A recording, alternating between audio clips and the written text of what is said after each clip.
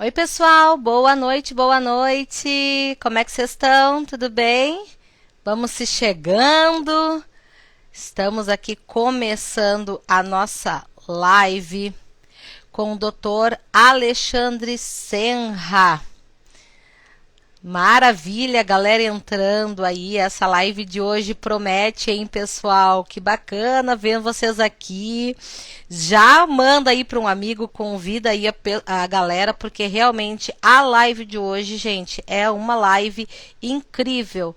Né, para quem está acompanhando aí, nós divulgamos bastante que hoje teremos aqui conosco o Dr. Alexandre Senra, procurador da República, especialista em blockchain e criptoativos, para poder falar bastante aqui conosco sobre temas aí bem importantes, que eu tenho certeza aí que é do interesse de todos, que é segurança e privacidade no mundo cripto, né? Oh, que bacana! Oxa só, olha que legal, o pessoal entrando aí em peso.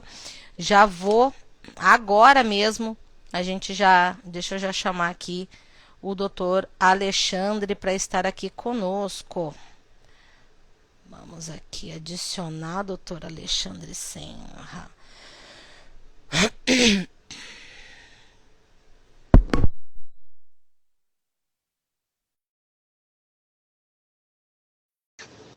Aguardar aqui a entrada do doutor Alexandre. Pessoal, já quero combinar com vocês aqui. Olha que legal. Ô, doutor, tudo E aí? bem? Certinho, Como é que Camila? tá? Tudo Tranquilo, certo? certo de doutor só, né? Ah, então tá. Oh, coisa boa. Tava aqui antes aqui até vendo, falando já com o pessoal, né, que para nós é uma alegria muito grande, Alexandre, te ter aqui conosco hoje. Né? É uma honra. Muito obrigada pelo teu tempo para a gente poder estar falando aqui de um tema tão importante, né? Eu tenho certeza que todos que estão aqui é justamente porque se interessam por esse tema que é segurança e privacidade aí no mundo cripto, né, doutor? Pois é. E assim, né? Tema importante que a galera ignora, negligencia e descobre a importância nos piores momentos. Nos piores momentos, é verdade, é verdade. Então, pessoal, uma boa noite a todos, uma boa noite aqui pro doutor Alexandre. Eu tenho certeza aqui que a maioria já conhece, mas para quem não conhece, a presença de quem está aqui com a gente hoje, vou te apresentar aqui, Alexandre, se tu me Tá, permite aqui tá pro bom. Por pessoal, minha né? vida que for. Alexandre Senra é procurador regional eleitoral, é procurador da República, coordenador do grupo de apoio de criptoativos do Ministério Público Federal. É um currículo extremamente extenso aí, com uma bagagem muito grande aí dentro do nosso mercado de criptoativos, né, doutor? Com mestre em Direito, mestrando em Digital, Criptomoedas e Blockchain pela Universidade de Nicósia. É isso, né? É isso aí, lá no Chipre. Certificado em blockchain pelo Massachusetts Institute de Tecnologia, certificado em DeFi, NFTs. Então, gente, nós estamos aqui acompanhado realmente de uma pessoa que tem muita bagagem para passar aqui muita informação importante aqui para todos nós. E além de que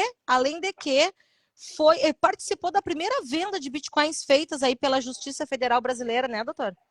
Isso aí, lá em 2020. Então, gente, a gente tem aqui uma pessoa realmente para poder estar falando muita coisa aqui conosco sobre esse tema e já gostaria aqui de também deixar em aberto, né, para quem tiver perguntas, dúvidas, né, doutor, para a gente poder ir também aqui aproveitar esse momento para poder auxiliar o pessoal também, correto? Pois é, assim, pessoal, para eu conversar com a Camila, né? Cara, a gente se reúne, um liga pro outro e conversa, né? Pra gente estar aqui numa live, o objetivo principal é que vocês tirem suas dúvidas, que vocês formulem as perguntas que vocês quiserem. E eu sempre gosto de falar, pessoal, né, que assim, mandem a pergunta do jeito que vocês preferirem. Mas quando vocês mandam aí nesse balãozinho com a interrogação, vocês não correm o risco da pergunta passar batida. Porque no comentário, né, o pessoal vai comentando, vai mandando pergunta, Uhum. pode passar batida e a gente não responder. Se vocês mandarem esse balãozinho na interrogação, fica marcado pra gente, fica mais fácil de responder. Ó, bacana. Gente, aqui então, balãozinho da interrogação. Quem tiver as perguntas, pode ir passando por aqui mesmo, né? Então, Alexandre, segurança e privacidade no mundo cripto é algo que todo mundo hoje deseja ter, né? Todo mundo quer privacidade, todo mundo quer estar seguro. E como unir esses dois quesitos importantes aí, né? O que a galera precisa para poder realmente se sentir seguro e ter essa privacidade? Pois é, assim, eu acho que a melhor estratégia para isso, meus amigos, é a informação. É incontornável isso. E assim, Camila, eu não tenho nada contra quem quer dinheiro fácil, desde que seja com atividades lícitas, não tem problema você querer dinheiro fácil. O problema é o seguinte, o problema é você acreditar que isso existe, É, que existe dinheiro fácil sem esforço. E aí você se torna potencialmente uma tremenda vítima de qualquer golpe. Porque exatamente. você fica suscetível a acreditar nas falsas promessas. E por que eu preciso começar falando isso? Para quem nos ouve aí. Porque quando a gente fala em ambiente cripto, a gente tem que entender que existe risco associado a isso. Existe risco, né? Sabe aquela famosa frase lá, eu penso, logo existo? É, existo, logo corro risco.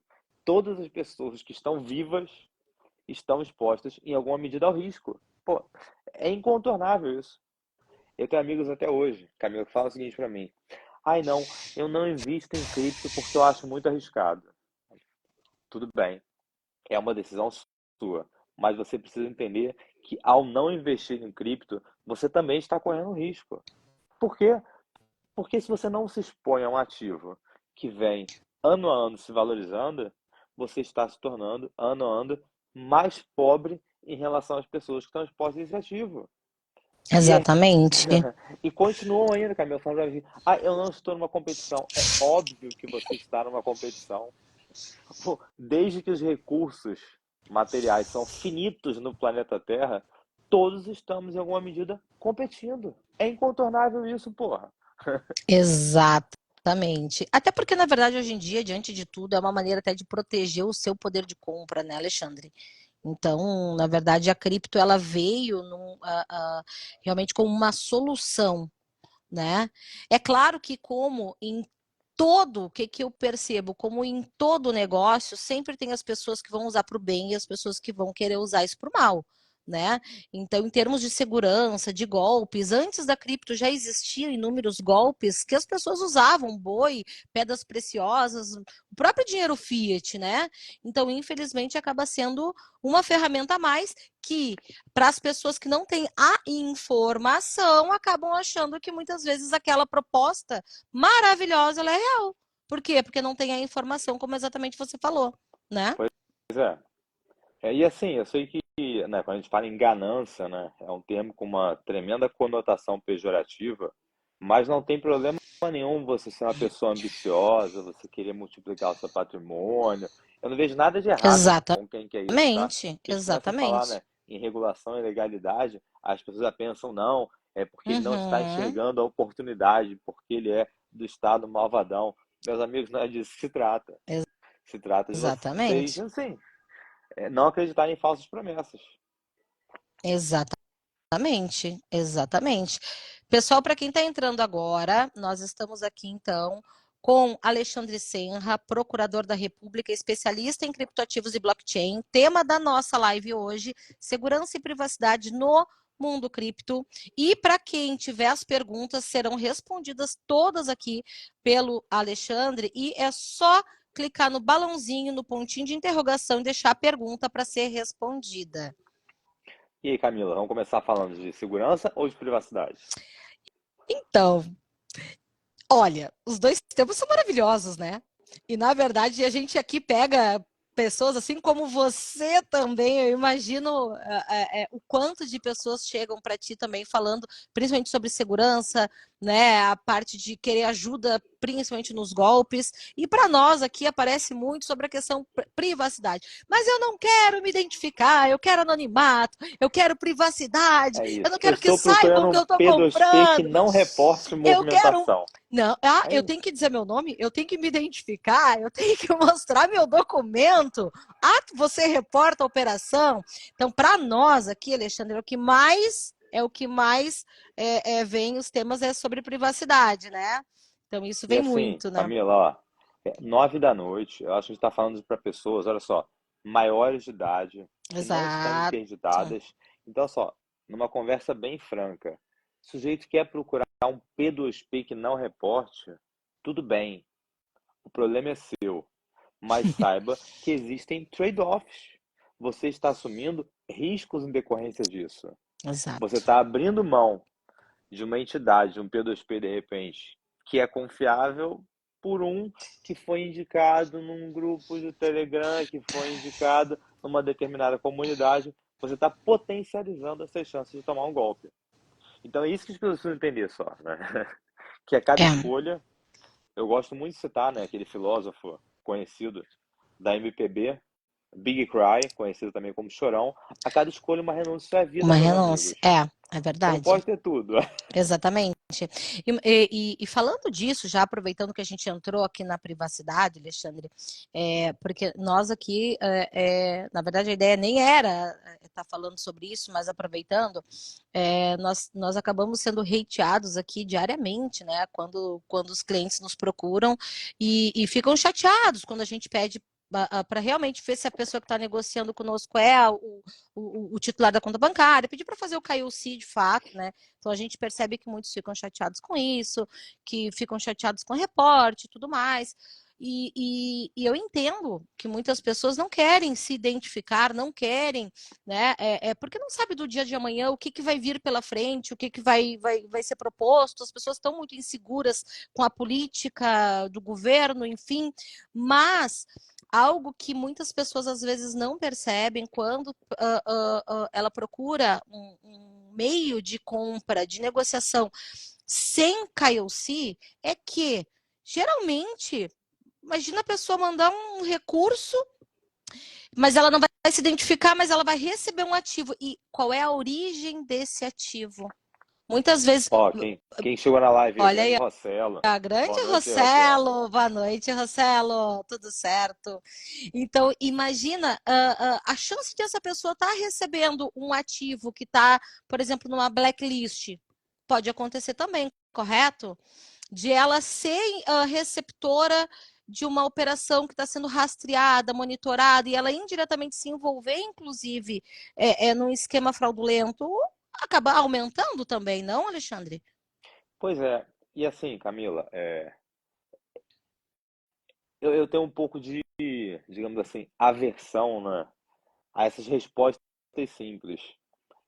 E uma das respostas simples que eu vejo muito ser dada no ambiente cripto é a seguinte: não, se você entende disso aqui, você tem que ser o seu próprio banco, autocustódia. Que absurdo, como é que você vai ter conta em uma exchange? Você tem que fazer custódia de suas criptos porque você entende isso daí. Pessoal, não é por aí. Você tem que saber o que você quer, compreender os riscos envolvidos em cada decisão e escolher, por exemplo, como vai fazer a custódia dos seus ativos.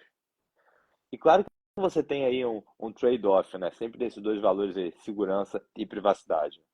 A pessoa, de repente, ai não, Senhor, eu não quero aprender nada sobre isso, sobre carteira, chave privada, endereço público, fase de recuperação.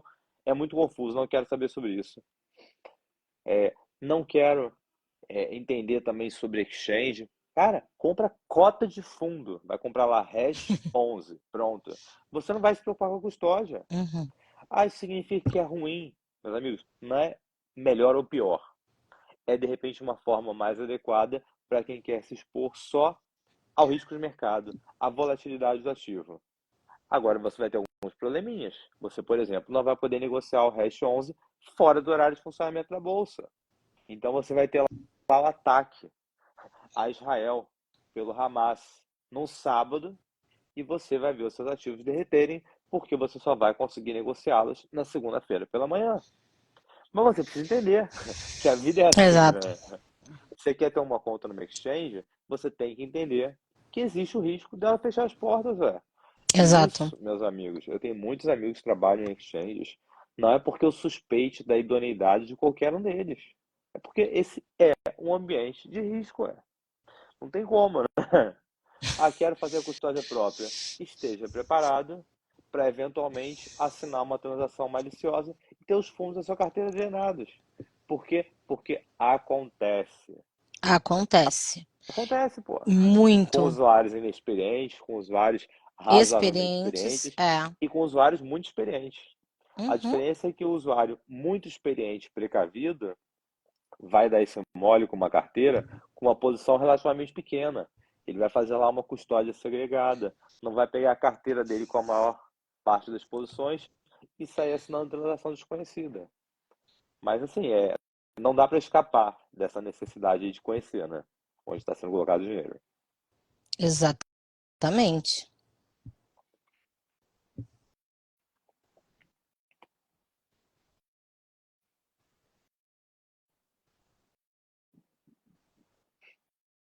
Ó, hoje teve uma matéria também, Camila, falando sobre privacidade, né? De uma operação da Polícia Federal, na verdade, de ontem, né? Que desmantelou lá uma quadrilha de lavagem de dinheiro com criptomoedas. Sempre que Uhum. eu posso, eu faço esse alerta para as pessoas. Quem acha que criptomoedas, blockchain, é um bom ambiente para o cometimento de crimes, está extremamente mal informado. Porra, Eu vi hoje também essa notícia, né? Que foi exatamente, é um livro razão aberto, né? E público. pô, é público e não pode ser apagado. Não Exato. pode ser apagado. Imutável. Quem fica me perturbando, ou quem eventualmente perturba lá a Camila, ai não, mas eu não queria reportar porque não tem como a Receita pegar isso, o Estado não tem como me descobrir. Veja, sejamos menos ingênuos. Para você achar que o Estado não pode descobrir coisas erradas que você está fazendo nesse ambiente, essa é uma aposta que envolve você acreditar que o Estado não consegue fazer isso hoje e que o Estado nunca vai conseguir fazer, porque você não consegue apagar o que você já fez em termos de movimentação no blockchain. As movimentações que você fez lá na Ethereum vão existir enquanto o blockchain da Ethereum existir. Exatamente. Na verdade, para quem tá mal intencionado, é o pior ambiente, né, Alexandre? É ruim, pô. Porque fica tudo registrado e imutável, correto, né? O Daniel Niero comentou lá na minha postagem, a gente tem tempo de responder ele ainda. Avisa esse pessoal que para voltarem a usar dinheiro em espécie. Aham. Isso é mais complicado mesmo, Rafa. Isso é complicado, pô. Exatamente. Exatamente. A gente já tá com caixinha de perguntas aqui, ó, Alexandre. Alguns meses atrás, enviei $300 da Binance para minha wallet, porém não chegou. Alguma dica? Foi para outra rede e não da Ethereum. Olha só. Vamos lá então. Muito com base nesse relato, chegou. Chegou. A pessoa, quem que falou isso daí? Só para eu chamar a Foi atenção de você. GS Silva. Ó, já é Silva, chegou. Se quiser me manda depois uma mensagem direta com o resto da transação ou com o teu endereço público que chegou. Muito provavelmente o que você não fez foi você não sincronizou ainda a sua carteira, não sei se é a MetaMask, a Rabiose está usando, com a rede certa para ter acesso a Uhum, esses fundos. O que a galera precisa entender de uma vez por toda os criptoativos não ficam na carteira. Carteiras de uhum. criptoativos não armazenam criptoativos. Os criptoativos são os registros no blockchain, que é o livre-razão público, distribuído, transparente, imutável, presente em várias vias espalhadas pelo mundo. O que é MetaMask? O que qualquer carteira faz é exibir para o usuário dados que constam do blockchain. É fazer para o usuário a custódia da chave privada, que é aquele códigozão alfanumérico que permite que o usuário produza assinaturas para movimentar os fundos. Então, quando você saca pela rede errada da Binance, errada entre aspas, o que isso significa? Que os seus ativos foram para uma rede que não está sincronizada ainda na sua MetaMask. E aí a grande questão para responder se você vai poder recuperar isso ou não é a seguinte: você sacou para uma rede errada EVM, porque blockchains EVM compatíveis com a Ethereum, reproduzem os mesmos pares de chave privada e endereço Uhum. público. Só não Então, pode o endereço ter sido público, só não pode ter sido tipo uma Tron, uma rede, um endereço diferente, né? Agora, pois se é uma é, Polygon, uma BSC, né? Árbitrum, Polygon, aí BSC, consegue. Arbitrum, I- Optimism, Isso. Avalanche, qualquer uma dessas, se é EVM, você consegue recuperar. Por quê? Porque os pares são simétricos em todas as blockchains. Elas são EVM compatíveis. Se você tem a chave privada do endereço público X, a mesma chave privada serve para todos aqueles endereços X nas outras EVMs. Agora não, eu queria sacar para Polygon e saquei o SDT da Tron e botei lá no endereço errado. Está perdido para sempre. Mas É. muito, muito, muito provavelmente você não fez isso. Por quê? Porque as exchanges, assim como todos os aplicativos, né, Camila? É um caminho natural Sim, das coisas, né? De melhorar a experiência do usuário, é ele ir se tornando a prova de idiotices. Então, assim, é, o provedor de um serviço ou de um produto percebe que a galera está cometendo um determinado erro, começa a fazer o quê? Impedir que aquele erro seja cometido. isso. Então, quando você botar lá um endereço da Tron, a própria Binance não vai deixar você sacar pela blockchain da Ethereum para o endereço da Tron, porque já vai identificar, não, Já opa, vai dizer que é um esse endereço endereço corresponde à inválido, Tron. né? Pois é. Exatamente. É, Quando vê lá, exatamente. endereço começou com BC, começou com 1, começou com 3, opa, esse Não endereço é é, Bitcoin, eu não vou permitir que ele saque para Ethereum informando esse endereço. Tem que começar com 0x, pô. exatamente. Isso aí. Ó, o Que ma- Rossello corrigiu a gente aí. Não sabia não, Rossello. Tron também é EVM. Opa, Não sabia disso não, Rossello. Mas o essa é endereço não nova começa com para 0x, mim. né? Endereço da Tron é com T, né? É. É.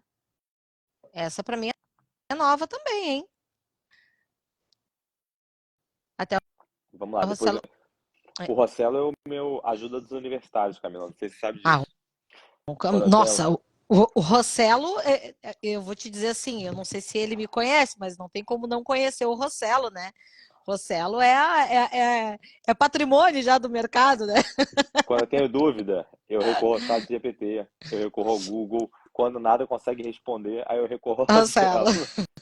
exatamente. Até ele comentou aqui sobre o que a gente estava falando das corretoras, né? Que tem um caso muito famoso da Dark Web, né? Que um juiz americano determinou que qualquer corretora que receba das carteiras onde não bloquearam seriam parte do problema. A gente estava falando até da parte de operação que está sendo rastreada, monitorada, né? Eu acho Pois que é, seria disso, né? o mercado fala muito, né? E os usuários, assim, ouvem muito falar sobre isso, sobre Know Your Customer, porque afeta todo mundo, né? Você vai abrir uma conta em uma exchange, você tem que mandar lá a documentação de Know Your Customer. Você vai fazer uma transação com o P2P, o P2P pode exigir de você alguma documentação em termos de identificação, de origem de fundos. Só que o que o pessoal não sabe, em geral, é que prestadoras de serviços virtuais cada vez mais recorrem a ferramentas para um exame de KYT, Know Your Transaction, para monitorar minimamente as transações que estão sendo feitas com cripto. Isso envolve, né, aquela história do blockchain ser pseudônimo. Veja, quem tem conta aqui em qualquer exchange grande já deve ter percebido que você só consegue depositar a moeda fiduciária se o Pix for enviado Da a mesma partir de uma conta titularizada por titularidade. você. Uhum, Você só consegue fazer um saque de moeda fiduciária para uma conta no seu nome. A Camila só consegue sacar para uma conta dela. exatamente. Conosco aqui também é assim, né, Alexandre? Não Pois tem como ser é. diferente, né? Mas assim, você não consegue fechar isso daí para cripto, né? Como é que você vai certificar Sim, que é, aquela pessoa vai receber cripto enviada por ela ou vai sacar cripto para ela? Não dá para fechar exato. isso porque o blockchain é pseudônimo. Uhum, E beleza, tudo bem que não dê para fechar isso. Mas uma entidade centralizada não pode achar normal que o Senra, por exemplo, que sempre veio fazendo Pix de 2, 3 mil reais, no máximo 5 mil reais, receba, de repente, um depósito de 5 bitcoins, porra.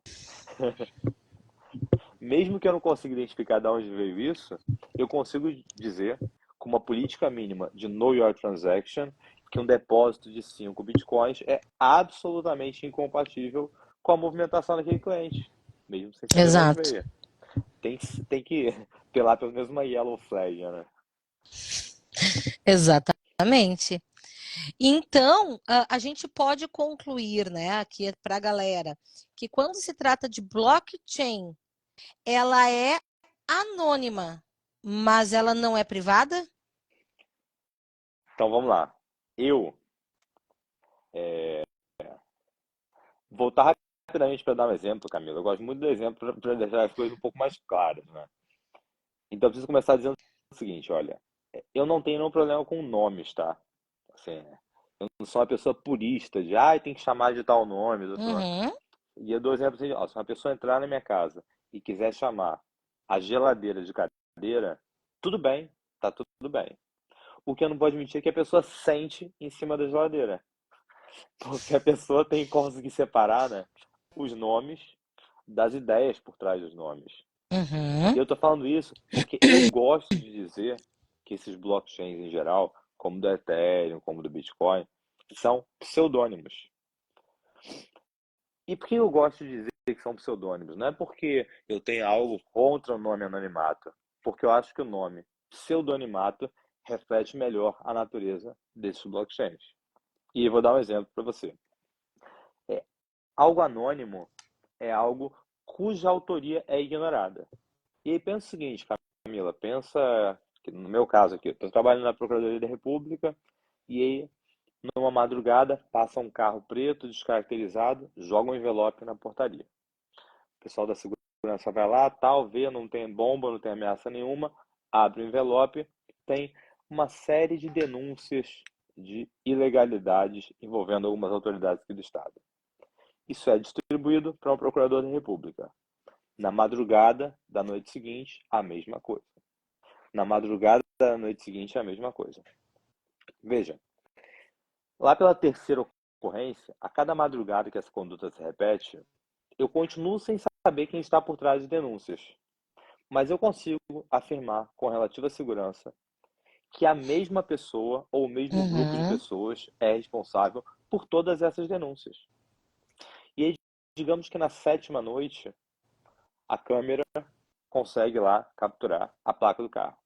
E aí, isso é investigado e eu chego até a pessoa proprietária do carro. Eu não descobri apenas quem foi o responsável pela sétima denúncia. Eu descobri o responsável por todas as denúncias. Por quê? A gente não estava falando em algo anônimo, mas sim em algo muito mais parecido com alguém usando uma máscara, um pseudonimato. Que nem aqueles autores brasileiros que escrevem sob pseudônimos. Que nem perfis do X, por exemplo, que se valem de pseudônimos. Pseudônimos na Web3 também tem reputação. E por que eu digo que o Uhum. blockchain se parece com isso? Porque mesmo que você não saiba o CPF, a entidade por trás de cada endereço público, você consegue dizer todas as movimentações, todas as transações que são pertinentes àquele endereço público. O dia que o poder público ou qualquer pessoa consegue retirar essa máscara, você consegue ter acesso a todo o histórico de movimentação no blockchain daquela pessoa. Então é por isso que eu prefiro não falar em anonimato e nem falar, algumas pessoas falam em pseudo-anonimato, porque também não é isso, não é um falso anonimato. É uma característica própria daquilo que se vale de pseudônimos. E o pseudônimo, em vez de ser uma máscara, se materializa numa sequência alfanumérica lá chamada de endereço público. Tá, pessoal? Então, para ficar bem claro, chamem do que quiser, mas entendam o que é próprio dos blockchains. Que é isso daí. Até porque chega um momento que isso vai ter que voltar para o mundo real, né, Alexandre?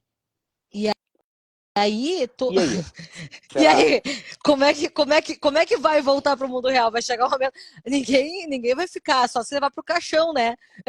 Não tem como, né? Então chega um momento que vai ter que voltar para o mundo real.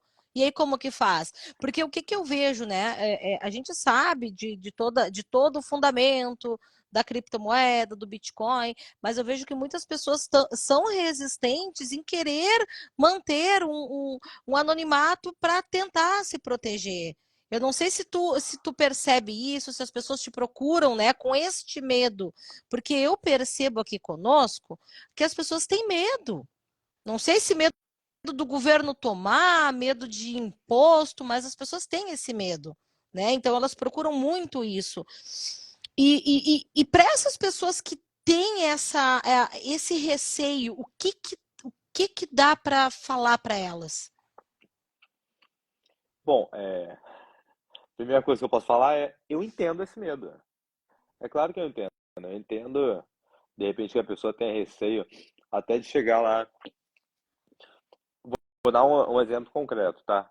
Que já foi pontuado por um colega meu. Pô, como é que eu declaro no imposto de renda que eu tenho uma determinada posição de cripto, se essa posição for grande, e informo que eles estão em uma carteira física? E aí meus dados pessoais são vazados, eu passo a andar com um alvo nas costas, é isso? A ideia é essa? Porque diferente de bens registrais como imóveis, veículos, cripto não é bem assim. Cripto, o golpista está protegido também pelo pseudonimato. Então, assim, Uhum. eu entendo esse receio, entende? Claro. Mas é um problema com o qual a gente vai ter que lidar. Saúde. Yeah. Obrigado. Fiquei gripado hoje. Sério? Ó, aqui tá um frio, um frio. Hoje até tá mais tranquilo, assim, tá na casa de 8 graus, mas tá uma doideira por aqui. E assim, é, é uma objeção muito comum, né, que trazem para mim é a Sim. seguinte: ai, sim, até parece, quando a gente faz algum rastreio, né, de golpe com cripto, que o golpista vai mandar os fundos para uma exchange, ainda mais exchange centralizada.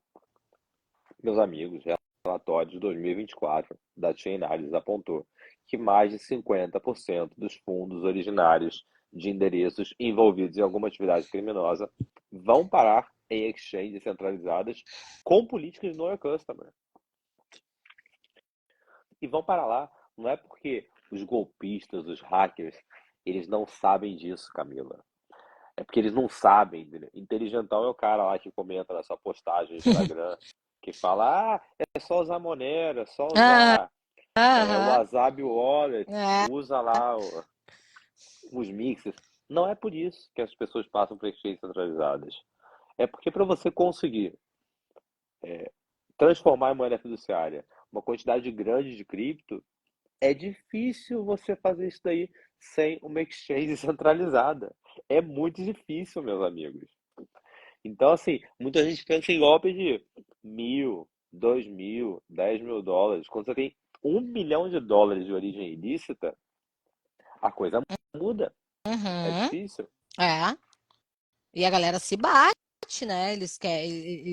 Eles querem poder trazer isso de alguma maneira, né, pro mundo real. E tem muito, né, Alexandre? Meu Deus do céu, assim, ó, é algo que a gente até se questiona muitas vezes, né? Porque eu não te digo que aparece todos os dias para nós, assim, porque é sempre o mesmo perfil, né? Assim como tu deve pegar. Já sabe quando o cliente, quando a pessoa caiu num golpe, quando ela diz, pediram para eu depositar para poder resgatar, para eu poder tirar, né? Para eu poder sacar, eu tenho que depositar mais a mesma quantia, que é todo o mesmo tipo de golpe. Assim como também muitas vezes aparece pessoas, eu tô aqui com um cliente que ele é lá de outro país, mas ele está aqui com 25 milhões de USDT e ele quer liquidar. Sabe? Quer dizer, aí tu te pergunta por que, que o cara que está lá no país tal está procurando por um P2P aqui no Brasil, ou seja, ele já liquidou todas as possibilidades de poder fazer isso por lá, que ele já começa, eles se batem, porque ninguém faz esse tipo de operação. Né? Mas chega um momento que ou eles vão pegar alguém, vão pegar um laranja, vão pegar alguém para tentar fazer. Ah, Né? não, E mas ele aí a já mandou para mim, importância. Camila. Já mandou para mim aqui os USDTs na carteira aqui. Aí você vai Isso, ver, aham, o cara criou lá um token RC20 homônimo, com o mesmo nome, o USDT. Aí aham, veja, meus aham. amigos, é importante vocês saberem minimamente o que estão fazendo. E aí o cara vê lá na carteira o USDT escrito, tá aqui, tá comigo. Fala, não, cara. Isso é um token falso. Já viu aquela Isso, nota tem um de banco monte imobiliário? disso. Não, Tem um monte. Camila, olha só a quantia é que eu o tenho aqui. USDT do banco imobiliário. Aham, as pessoas mandam um print da carteira, assim, eu só vê um monte de zero, né? Depois das cifras, né? Mas assim, milhões e milhões, e aí.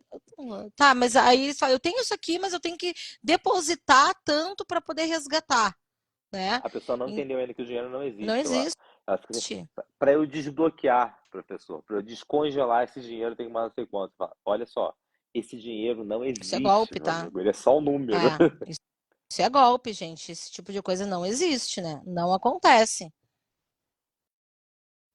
Olha só, uma pergunta aqui da Cacá. Como me sentir segura, sendo que eu faço a custódia dos meus ativos? Alguma dica? Bom, vamos lá. Dicas básicas, então, né? Quem que é mesmo o nome dela? Kaká. Cacá, olha só. É mulher ou é homem? Eu acho que é mulher porque ela falou Tá, segura, me sentir tá. segura. Ah, beleza. Cacá, então, assim, o mínimo que você precisa saber para fazer a custódia segura dos seus ativos. Não compartilhar frase de recuperação, não compartilhar chave privada, não compartilhar senha da sua carteira, tá? Esteja instalado no celular, ou no computador, em qualquer lugar. Não compartilhar esses elementos. E isso é muito básico, as pessoas realmente não fazem isso de compartilhar. Mas o mesmo sujeito que não compartilha, eventualmente faz o seguinte: salva a frase de recuperação no bloco de notas. Porra, não pode. Frase de recuperação você vai salvar, de repente, olha só, num papel impresso offline, vai deixar lá. Ah, não quer salvar a frase no bloco de notas, mas manda a frase de recuperação por e-mail para si mesmo, Camila, para não correr o risco de perder. Não façam isso. Porque se seu e-mail for comprometido, seu computador for comprometido, a frase Uhum, de recuperação vai ser comprometida e vão levar todos os seus fundos. A frase de recuperação, quando está, quando você não faz backup dela no computador, o software da carteira, mesmo que você não use uma hardware wallet, o software da carteira mantém a chave privada lá, a frase de recuperação, criptografadas. Então, ainda que o hacker tenha acesso ao arquivo criptografado dessa frase de recuperação, sem a senha, ele não vai conseguir imediatamente ter acesso a ela. Agora, quando você salva isso aqui no bloco de notas, quando você manda para você mesmo, quando você tira uma foto, não, eu estou sem tempo aqui de anotar a frase de recuperação, eu vou tirar uma foto e depois anoto. Não uhum. façam isso. Você tira a foto, aí depois você exclui a foto fica na lixeira, 30 dias. Aí não está na lixeira, mas o iPhone mandou backup para a nuvem. Então, muito cuidado com esses elementos. Outra coisa, Kaká, a carteira onde você tem uma grande posição, você não assina transações desconhecidas com ela. Vai conectar num site lá, conecte aqui por um airdrop que você ganhou. O Uhum. airdrop é a bola da vez agora. Não dá para assinar a transação desconhecida. Eu já perdi airdrop por causa disso. Por quê? Porque vieram lá com uma história, olha, o seu endereço elegível é esse daqui. Aí eu olhei assim, não, cara, isso daí Aham. é um dos meus principais endereços. Não vou assinar essa transação. E depois eu vi, era um airdrop legítimo. Tudo bem, o que eu vou fazer? Exato. Eu Como não quis saber, correr né? esse risco. É. A gente vê muito assim, os clientes compartilham conosco. Camila, tá mostrando aqui que eu ganhei 1.000 USDC de bônus. Tá aqui na minha carteira. Eu sempre digo assim, ó, é teu, tu reconhece isso? Tu colocou lá dentro? Então tá, então você não existe almoço grátis, né? Não entra, não conecta, sabe? É a primeira coisa que eu digo, porque o que que acontece? O que que eu entendo disso, né? A blockchain ela é um ambiente aberto, as pessoas conseguem visualizar as transações que estão acontecendo, com isso consegue rastrear um endereço e vão lá mandam um spamzinho para dentro daquele endereço. É mais ou menos isso que acontece, não é? Para Pois é, poder. assim, eu de vez em quando sai coisa boa na carteira, mas é raro. Pois é, Por quê? e aí como saber, né? E aí? E aí, como saber, pessoal? Um token. Vamos fazer a seguinte diferenciação, acho que de repente é uma boa. Em blockchains, Eu sempre digo para o pessoal não clicar. Já. não, mas é ótimo. Ó. Se você não clica, você não vai cair em golpe. É. Olha que legal. Em blockchains como o do Ethereum, que são EVM compatíveis, blockchains de segunda geração ou blockchains programáveis, você tem geralmente um criptoativo que funciona como a criptomoeda da rede. Então, no caso do Ethereum, é o Ether, no caso da Polygon, é a Matic, no caso da BNB Chain, a antiga BSC, é o BNB. A criptomoeda tem a regra de emissão e circulação dela definida pelo consenso da rede. Então, o blockchain é uma rede distribuída. Essa rede consensualmente define lá como que a criptomoeda vai ser emitida e vai circular nessa rede. Todos os outros criptoativos estão lá, por exemplo, as stablecoins, o SDT, o SDC, BUSD, e todos os outros tokens, tudo tem a regra de emissão e circulação determinada por um contrato inteligente. Então, o que identifica um token no blockchain é o número do contrato inteligente responsável pela emissão dele. Então, como é que você vai saber se o SDT que está na sua carteira é legítimo ou não? Você vai verificar pelo número do contrato inteligente a que aquele token se Uhum. vincula. Se for o contrato inteligente do SDT verdadeiro, vai aparecer lá, legal, seu token é verdadeiro. Se for um outro contrato inteligente, não clique. Por quê? Boa. É um token scan que foi criado por alguém para fazer parecer que é um SDT de Uhum. verdade, mas só tem o mesmo nome. Só tem o mesmo nome. Se eu pegar uma nota lá do Banco Imobiliário e escrever lá R$ 10, não passa a ser uma nota de R$ 10. Como não, Senra, tem o mesmo nome? Porque o que identifica a nota de R$ 10 não é estar escrito R$ 10. São os elementos de segurança. O que identifica o Exatamente. token USDT não é estar escrito USDT. São os elementos de segurança, que no caso é o número do contrato inteligente. A Cacá, ela colocou aqui mais uma pergunta, uma dúvida diante da tua resposta para ela. E guardar apenas o número da carteira em bloco de notas, é ok? Cuidado, cuidado, olha só. Se você faz a custódia dos seus ativos, você tem que ter a frase de recuperação. Essa coisa, ai, mas eu tenho um número de conta. Então você não está fazendo a custódia dos seus ativos. Uhum. Você tem uma conta em alguma plataforma que está fazendo a custódia dos ativos por você.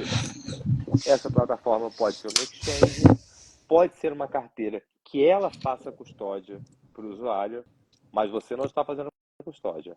Fazer a custódia dos criptoativos significa controlar o As suas elemento que chaves. permite a você movimentar os criptoativos. De qualquer Esse lugar, elemento né? Porque é de qualquer lugar. se a pessoa perdeu ali o dispositivo, mas ela tem as palavras, ela pode baixar qualquer carteira online, colocar as palavras e ter acesso. Pois é. Ela pode comprar outro dispositivo, né, Pode e baixar o restaurar a carteira. software. Ela pode, né? Então, o importante são as palavras, são as palavras que vão te dar acesso, Frase de operação. né, É. a essa carteira. E cuidado, né? E tu, Assim, Camila, cuidado, aproveitando essa pergunta da Kaká, pessoal. Cuidado com carteiras físicas, a Other Wallets. São excelentes instrumentos de segurança, mas o pessoal começou a achar, sabe o quê, Camila, dos tempos pra cá? Que ah, quando você usa hardware wallet, você é como se fosse o Mario. Já jogou Mario? uhum, Mario World, uhum. Mario 3 e tal. Quando o Mario pega a estrelinha, que ele fica invencível, aí você pode sair assinando tudo que não vai ter problema. Pessoal, se você assinou uma transação maliciosa, não interessa se não Não tem carteira física, o que interessa, você não tem, você interessa. vai ter os seus É, fundos drenados. é. Eu tive faz o quê? Uns 15 dias, um cliente que ele estava comprando, estava acumulando, e na Trezor, ele assinou uma transação e foi drenado. Ele Já foi era. drenado por tudo que tinha na Trezor, só que, Porque né, né, a Trezor, a Ledger servem para uma coisa, para manterem a sua frase de recuperação, sua chave privada, em um ambiente offline. Então, se o seu backup for comprometido, a uhum, hardware wallet não serviu para nada. Se você assinou exatamente. uma transação maliciosa, a hardware wallet também não serviu para nada. Para que ela serve então? Se seu computador foi invadido, a hardware wallet te protegeu, porque a frase de recuperação está nela. Se o seu celular foi invadido, a hardware wallet te protegeu, porque a frase de recuperação não está no dispositivo. Exatamente. Ninguém consegue assinar remotamente uma transação, porque você só pode assinar fazendo uma conduta física, clicando lá no Isso, botão da Ledger. colocando a senha ali, fazendo, confirmando com os pins e tudo mais, né? E tu sabe, Alexandre, que eu vejo também que acontece com os clientes, mesmo com hard wallet, porque às vezes ele não se atenta, são os ataques phishing, né? Que é uma outra maneira também de a pessoa ser roubada, né? Quando ela não se atenta a toda a sua chave, por exemplo, né? Esses tempos eu tive um cliente que ele compartilhou conosco o endereço de carteira para poder nós enviarmos os ativos para ele, nós enviamos e não era a carteira dele. porque ele não olhou, porque às vezes as pessoas olham ali o começo, e hoje em dia o que eu percebo é que o ataque phishing ele tá tão evoluído que o começo e o fim muitas vezes está muito parecido. Eles Ó, só mudam no meio. então já vou dar uma dica então, para quem não assistiu, foi a penúltima live do meu canal do YouTube, uma live inteira só sobre esse golpe daí, Olha aí. Poisoning Address, envenenamento de endereço. Olha, Uhum, é um golpe que você não teve a frase de recuperação comprometida, não teve a chave privada comprometida, não assinou nada malicioso e ainda exato. assim você pode cair nele. Porque o golpe Exatamente. consiste em ficar enviando para sua carteira e a partir da sua carteira transações que você não fez, para que você na hora lá, por desatenção, copie e cole um endereço que parece com o seu, porque o início e o final são iguais, mas que não é o seu.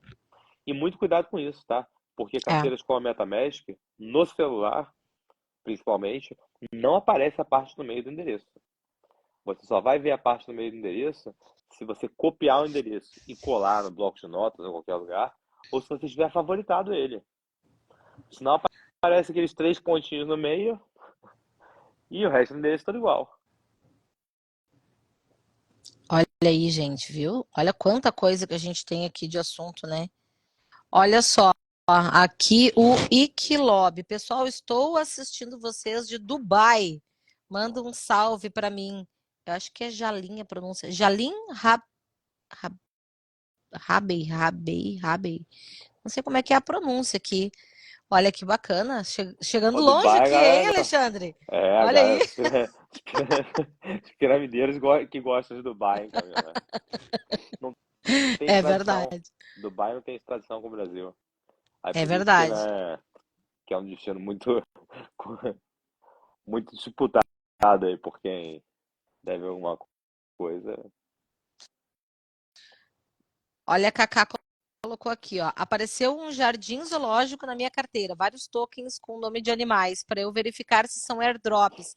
Eu preciso verificar o contrato na CoinGecko ou CoinMarketCap? Como saber se posso mexer neles ou não? Pode fazer isso. Pode ir no CoinMarketCap, no CoinGecko. Se tiver a versão paga lá do chat GPT, ajuda bastante também. Joga lá pelo número do contrato, pede para o chat GPT examinar se esse contrato apresenta alguma funcionalidade maliciosa. Você pode Olha fazer o aí. seguinte também, você pode pegar o endereço do contrato e aí vai no explorador de blocos. Primeira coisa, você precisa saber em qual blockchain o contrato foi implantado. Então, se é um blockchain, se é um contrato que foi implantado na Polygon, você vai lá no Polygon Scan, foi na Ethereum, você vai lá no Etherscan, aí digita lá o contrato e aí você vai ver lá no read, na funcionalidade de leitura, que você pode ter acesso ao código do contrato. E aí esse código você copia, joga no chat GPT e pede para o chat GPT examinar para você. Olha aí, que baita dica, hein? Olha só que agora tava pegando aqui na. Ficou perdido aqui um comentário do Rossello, ó. O medo deveria ser muito mais com quem você transaciona e não da Receita Federal. Pois é. Exatamente, é sobre isso, porque pode ser vítima ou instrumento, né, Alexandre, de uma fraude, de um golpe, de um esquema fraudulento, né? Exatamente é isso.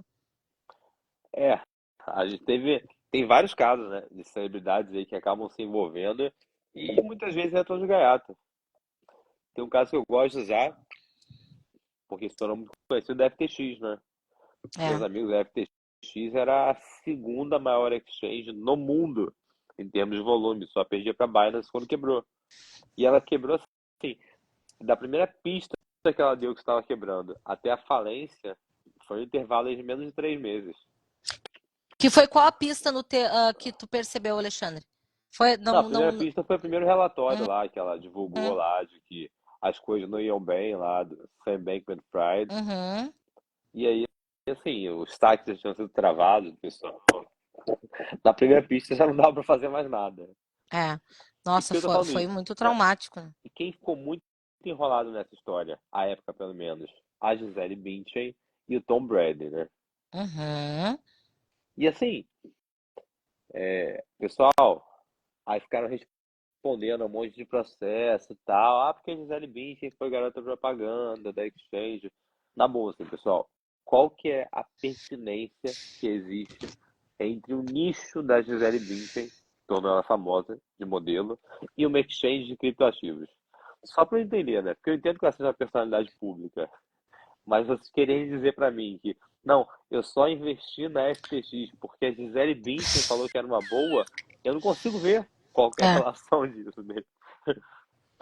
Eles não pegaram, se eles tivessem pegado assim, um cara que é uma sumidade no mercado de cripto, eu, Uhum. como vítima, poderia dizer, não, olha só, eu confiei na reputação do Senra, porque ele é um especialista em cripto, e ele falou que essa exchange era muito segura. Agora, eu confiei na reputação do Gisele Bündchen para ela dizer para mim que, que esse creme de cabelo vai me deixar com os cabelos loiros e longos igual o dela. Não para eu abrir conta na FTX, É. porra. É, e aí na verdade, na época, eu lembro que a gente teve em 2022, foram duas situações, né? Uma foi lá em junho, porque eu lembro porque pra gente acabou sobrecarregando, era uma loucura, né, Alexandre? Que foi lá em junho por aí que deu um problema no- Terra Luna. na, Foi? na ferramenta na ferramenta da Binance, do banco, o provedor da Binance, né? Ah, Então, tá. o pessoal não estava conseguindo nem sacar, não estavam conseguindo sacar, receber em conta e não estavam conseguindo depositar. Então, meu Deus do céu, era assim um absurdo a quantidade de pessoas. Me ajuda, pelo amor de Deus, eu preciso, porque aí o pessoal estava achando que ia quebrar, né? Então, assim, a gente auxiliando a galera para poder sacar, poder tirar, enfim, né? E depois, na época da FTX, que aí foi lá em novembro do mesmo ano, de 2022, né? Porque geralmente, quando acontece essas questões com exchanges, é geralmente no bear market, né? Pelo menos dá uma coincidência tão grande, porque é onde começa realmente a diminuir, o valor diminui muito, então aí muita questão de crise com muitas empresas é onde aparece os furos, né? Não estou falando no caso da Binance, mas foi onde aconteceu no caso da FTX, que foi onde aconteceu, que foi em pleno bear market, né? Então, eu lembro que foi uma situação que muitas pessoas que na época nos procuravam, mas eu tenho que fazer KYC contigo, então eu vou ficar na FTX, eu vou ficar na Binance mesmo. E depois vinha o pianinho, tu me ajuda, né? Porque realmente, a gente sempre diz, que o exchange é um ambiente que é passagem, né? Para a pessoa que quer fazer trade, que ela quer fazer fazer uma alavancagem, ela quer fazer a sua operação realmente para se posicionar, deixar uma ordem, mas não para deixar a vida lá dentro. Como que tu vai Então, assim, confiar, né? Camila, é assim, que eu acho o Os seguinte também, né? fundos, né? A pessoa assim, não, mas eu não quero me preocupar com custódia própria, só eu quero ter a flexibilidade de poder Uhum. negociar a qualquer hora do dia ou da noite. Tudo bem, deixe então o seu dinheiro em exchange. Mas eu acho que a cautela mínima que você pode adotar é fracionar o seu patrimônio, então, em várias exchanges, pô. É. Não dá para você deixar em Deposita uma em só. vários cestos, né? Pelo menos, É, né? É. porque assim, vamos combinar, né? Não vão quebrar todas de uma vez só. É. Agora, não dá para você deixar a posição toda em uma só. Pega as três, as Verdade. 5, as 10 principais, dependendo do tamanho da posição que você queira deixar em exchange, pum, espalha. Verdade. Anderson, obrigada. Obrigada pela confiança aí. Conta sempre com a gente. Pessoal, quem tem perguntas aqui, pode colocar aqui no balãozinho, né? Ah, deixa eu ver, eu tô vendo aqui se ficou alguma perdida aqui nas conversas, Alexandre. Não, acho que aqui não ficou nenhuma aqui sobre os nossos temas, né? Tudo certo até aqui. Que para gente poder deixar aqui para o pessoal, Alexandre, se pudesse deixar aqui para a galera em algumas frases, né? Pô, olha o Rossello, posso ser convidado para uma live? Ó, Pô, Marcelo, cara, olha ali. você não pede, você manda aqui, meu amigo. É. Poxa vida, que isso, Rossello? Imagina. Não tem, isso não tem nem que pedir, né? Na verdade, Pô, imagina. A hora que quiser, eu tenho certeza que tanto com o Alexandre, que entra na conosco também, prioridade. imagina. Mas é na fila Vamos marcar já. preferencial aqui. Amanhã a gente já marca isso aí já. Isso aí. Ô, Alexandre, se fosse dar assim, ó, resumir em conselhos básicos para o pessoal que se preocupa com a segurança e privacidade. Se fosse falar, olha, galera, segue esse caminho aqui, aqui, aqui, aqui, que você vai estar bem encaminhado. Vamos lá, então. Em termos de segurança, acho que a melhor dica de segurança que eu posso dar é fracione a sua custódia. Não se apegue a isso daí de que, ai, not your keys, not your coins, então eu vou ter toda a posição juntinha aqui numa carteira e vou guardar tudo. Tudo bem que not your keys, not your coins. Mas assim, como a gente está falando aqui para a massa de pessoas, a gente está falando de investidores institucionais, fracione a custódia.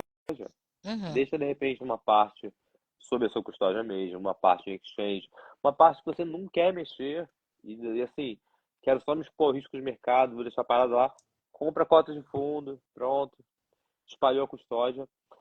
Por mais que você possa ter algum problema, você não está assumindo em nenhum cenário possível o risco de ruína, em termos de segurança. Em termos de privacidade, o mínimo que você pode fazer em termos de privacidade. Não exponha a sua conta cofre, o endereço da sua conta cofre em redes sociais. Não faça isso. Eu sei que assim, o pessoal gosta lá de mostrar NFT ou vincular ENS a um determinado endereço público. Não tem problema se fazer isso. Mas evite fazer isso com a sua conta principal. Porque as pessoas não precisam todas saberem o que que você está fazendo, o que você está movimentando. Não, Senra, mas eu tenho uma carteira aqui, eu quero deixar público para a comunidade ver o que eu estou fazendo. Tudo bem, mas então não interaja com a sua conta cofre e essa carteira. Porque se você tornou a carteira A pública e fica fazendo movimentações da A para B, que você não quer que seja pública, as pessoas vão saber que a B também é sua. Então, em termos de privacidade, é isso, tá? Assim, e mais uma coisa. O que você movimenta no blockchain está registrado publicamente, mas você está coberto pelo pseudonimato, pelo endereço público.